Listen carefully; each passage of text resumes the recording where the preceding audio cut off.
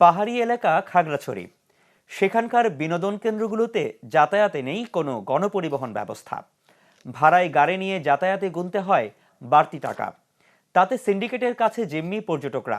এ নিয়ে আরও জানিয়েছেন নুরুসসাফা মানিক। সুপ্রিয় দর্শক, গত পর্বে আমরা দেখানোর চেষ্টা করেছিলাম খাগড়াছড়ির এখানকার যারা বাসিন্দারা রয়েছেন তারা কিভাবে বিনোদন কিংবা তাদের অবসর সময় কাটান। খাগড়াছড়িতে তেমন কোনো সুযোগ সুবিধা না থাকার কারণে এখানকার মানুষের অবসর কাটে যা ইচ্ছে তা পাবে। আর শহরের আশপাশে যেসব বিনোদন কেন্দ্র রয়েছে সেসব বিনোদন কেন্দ্রে যাওয়ারও তেমন কোনো গণপরিবহন সার্ভিসও কিন্তু এখানে চালু নেই। এতে করে কেউ চাইলেও কিন্তু খুব সহজে এই বিনোদন কেন্দ্রগুলোতে আসতে পারে না। আজকের পর্বে আপনাদেরকে দেখানোর চেষ্টা করব খাগড়াছড়ির পর্যটন কিংবা এখানকার স্থানীয় মানুষদের জন্য গণপরিবহন সেবা কেমন সেটি নিয়ে। খাগড়াছড়ি শহরের সবচেয়ে কাছের এবং যে সময় কাটানোর মতো যে বিনোদন কেন্দ্র সেটি হলো খাগড়াছড়ি পার্বত্য জেলা পরিষদের হর্টিকালচার পার্ক। এই পার্কে আসতে খাগড়াছড়ি শহর থেকে অর্থাৎ শাপলা চত্বর থেকে খাগড়াছড়ি এই পার্কে আসতে সর্বোচ্চ ১০ থেকে ১৫ মিনিট সময় লাগে এবং এর জন্য লোকাল যেসব অটোরিকশা কিংবা ব্যাটারি চালিত যানবাহন রয়েছে সেখানে কিন্তু ভাড়া গুনতে হয় ১৫ থেকে ২০ টাকা। তবে অনেক সময় দেখা যায় কম যাত্রী সংখ্যা কিংবা একা যারা এখানে আসতে চান তাদের জন্য কিন্তু বাড়তি অনেক ভাড়া গুনতে হয় কিংবা এই ক্ষেত্রে অনেক সময় যারা পরিবহন চালকরা রয়েছেন তারা কিন্তু বাড়তি ভাড়া আদায়ের একটি প্রবণতা কিংবা অভিযোগ আমরা পেয়ে থাকি। এই বিষয়টা নিয়ে আজকে আমরা এখানকার যারা ব্যবসায়ীরা রয়েছেন কিংবা যারা এখানে দর্শনার্থীরা ঘুরতে আসেন তাদের কথাই শোনার চেষ্টা করব। আমি মনে করি যে যারা লোকাল এখানে আসে সিঙ্গেল দু একজন বন্ধু বান্ধব তাদের জন্য এখানকার যে যানবাহন এটা অনেক কষ্টকর হয়ে যায়, যেটা অতিরিক্ত ভাড়া দিয়ে আমাদেরকে কি করতে হয়, আসতে হয়। এই জন্য এখানে লোকাল যে গাড়িগুলো আছে এবং লোকাল ভাড়ার ব্যবস্থা রাখা, এটা ভুক্তভোগী আমরা যারা এখানে দূর থেকে আসি ঘুরতে আসি আমাদের প্রত্যেকের জন্য ভুক্তভোগী আমরা।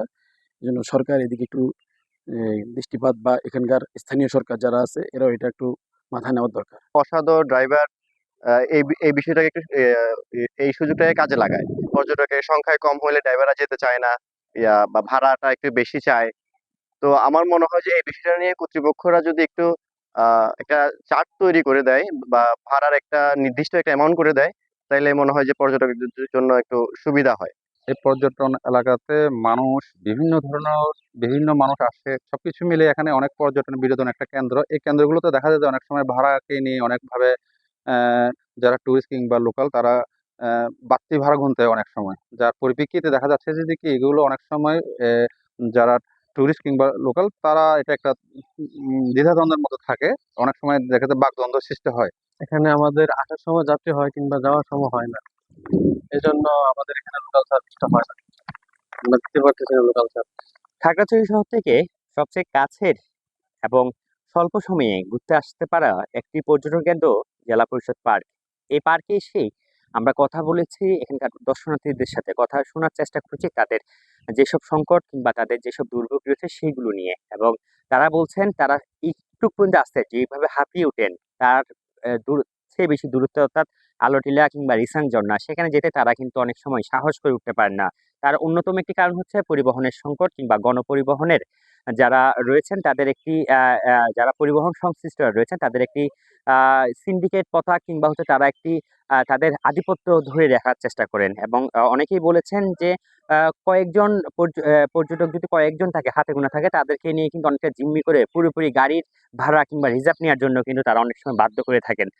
সব মিলিয়ে বলা চলে যে এখানকার যে পর্যটন খাত রয়েছে সেই পর্যটন খাতকে আরো বেশি জনপ্রিয় কিংবা জনবান্ধব করে তোলার জন্য এখানকার যারা আহ সংশ্লিষ্ট রয়েছেন আইন শৃঙ্খলার বাহিনী রয়েছেন কিংবা প্রশাসন রয়েছেন তারা যদি আরেকটু উদ্যোগী হন তবে এখানকার পর্যটন খাত আরো বেশি বিকশিত হবে বলছেন এখানে ঘুরতে আসা পর্যটকরা। এবং তারা বলছেন এখানের গণপরিবহনকে আরো বেশি গতিশীল করা এবং পর্যটন কেন্দ্র ভিত্তিক অর্থাৎ পর্যটন কেন্দ্র ভিত্তিক যদি কিছু কিছু গণপরিবহন সার্ভিস চালু করা যায় সপ্তাহের অন্তত কয়েকটা দিন, এবং এই সব পরিবহনের ভাড়াও যদি দৃশ্যমান স্থানে নির্ধারণ করে দিয়ে যদি টাঙ্গানো হয় তবে এখানকার যারা ঘুরতে আসেন পর্যটকরা কয়েকজন মিলে কিংবা যাদের রিজার্ভ নেওয়ার দরকার হয় না তারা কিন্তু অনায়াসে পার্বত্য চট্টগ্রাম ঘুরে দেখতে পারবেন এবং এখানে ঘুরে তারা কিন্তু স্বাচ্ছন্দ্য বোধ করবেন বলে বলছেন এখানকার পর্যটকরা এবং পর্যটন সংশ্লিষ্ট ব্যবসায়ীরা।